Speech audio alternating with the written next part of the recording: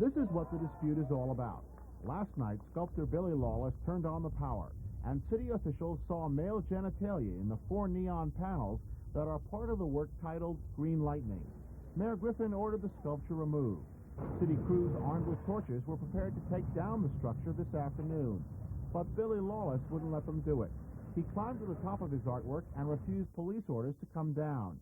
The head of the city vice squad, Captain Frank Luston, ordered Lawless arrested. All right, we keep the lights off. We talk about it like gentlemen. This is a society of laws and not men. We can't just run in and cut things down because we feel that the law has been violated. Courts decide that. Well, the violation has already occurred. Captain Luston agreed to negotiate with the artist's attorney, Michael Brown. They climbed into our car and started talking. Meanwhile, Lawless was carrying on a conversation with the head of the city's Arts Commission. I think the thing you've got to do is to change the neon. And if you change the neon, I think everybody will be satisfied. It's a knee-jerk reaction to bring all this equipment in and act like they're going to cut the damn thing down. You know what I'm saying? When they go about knocking this down, they're breaking a valid contract. You got to talk these things out. I agree. The city's going to get ripped, too, because they knocked this over. I'm going to sue them. After a couple of phone calls on our mobile phone, the police department and the attorneys struck a deal. Mr. Lawless, but you don't turn it off by any other means. You understand that? Okay. Nearly an hour after Lawless began his protest, he climbed down off his perch. So what could have been a dangerous confrontation between the cops and the artist has been avoided. The city says it will continue its investigation into the artwork next week. Wadi Sawabini, News 4, Buffalo.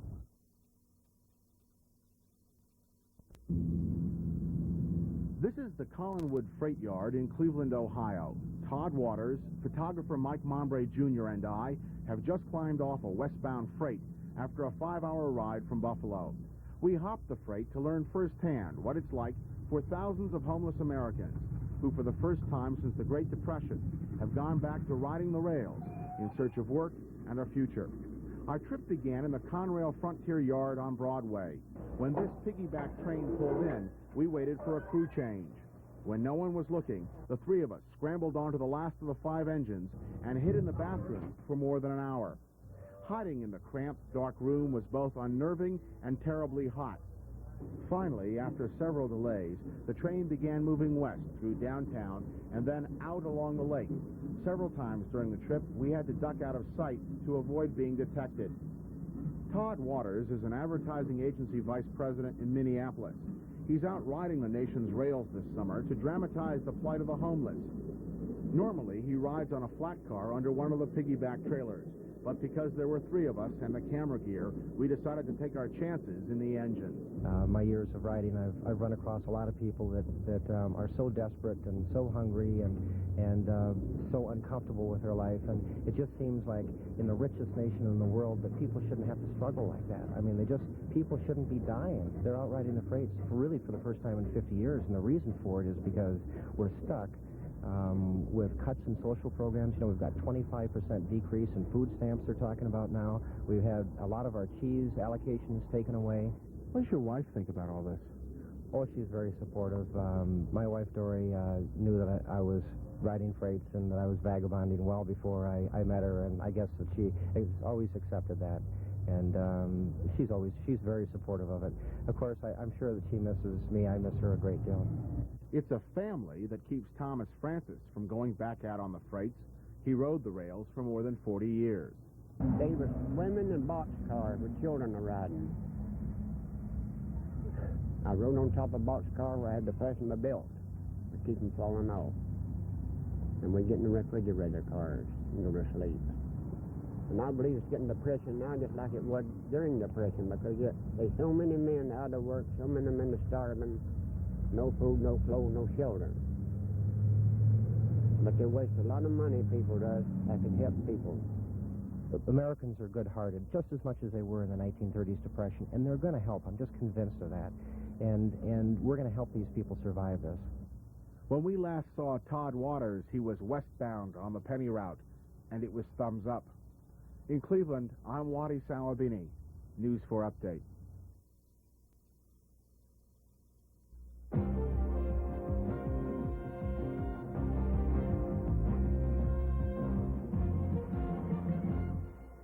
morning, everyone. I'm Carol Jason. And I'm Bob Coop. Here's what's happening. Suspected cop killer James Swan is back behind bars tonight. News 4 photographers Jay Lauder and Ray Swan and Update reporter Wadi Salabini have exclusive coverage of James Swan's capture.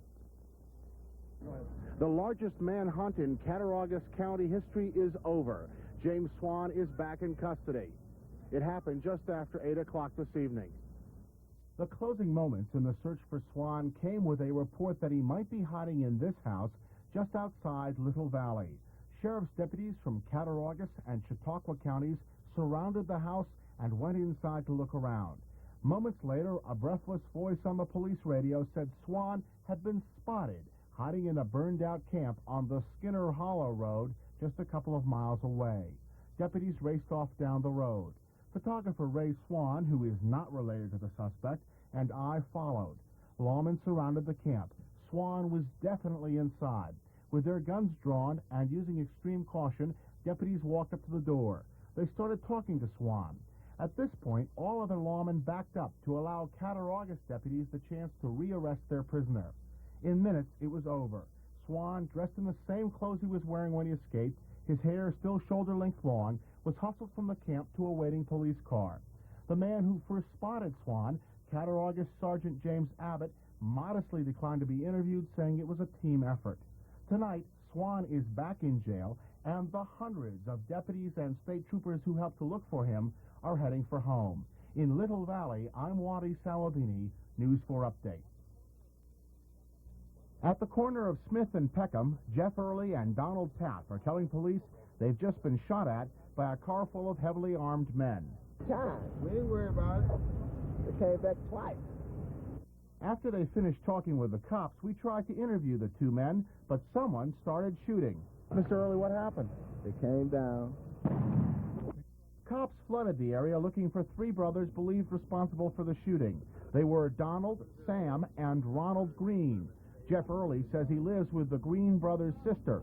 Minutes later, police said the Greens might have gone to an apartment on North Fillmore. They might have double bagged now. They've got a shotgun, a rifle, and a .45 at least in the vehicle.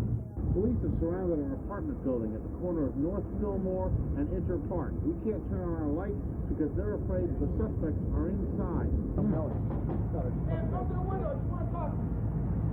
No nice like we want to talk. No, we're leaving. Finally, officers talked the Greens into opening the door. Donald Green was dragged out unconscious, bleeding from a wound to the head. And then police brought out his brother, Sam Green. They are still looking for Ronald Green and a shotgun used in the shooting. They have recovered a semi-automatic pistol, spent shells, and a ski mask, all believed to have been used in the attack on Jeff Early. Wadi Salabini, News 4 Update.